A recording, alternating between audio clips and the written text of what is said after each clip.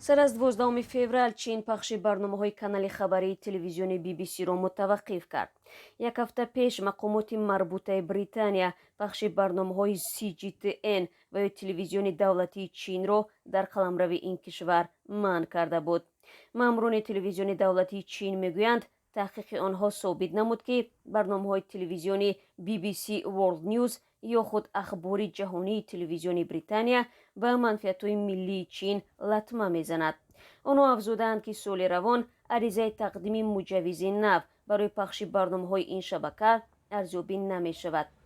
раҳбарони шабакаи BBC иброз доштанд, ки аз ин иқдом навмед шуданд. ба гуфтаи онҳо, барномаҳои BBC бетарафу одилона мебошанд. вазири умури хориҷии Британия Доминик Рааб иқдоми Чинро кашидани парда рӯи озодии баён донист, ки қобили қабул нест.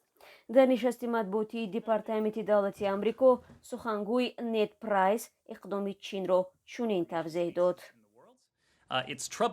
боиси нигаронист, ки чин ба кори озоди васила ва платформаҳо дар қаламраваш монеа мегузорад, вале раҳбарони Пекин фазои озоди расонаҳоро барои пахши иттилои бепоя истифода мебаранд. ҳафтаи гузашта Британия муҷаввизи пахши барномаҳои телевизиони давлатии Чинро манъ кард, зеро соҳиби он ширкати Star Media Чин будааст.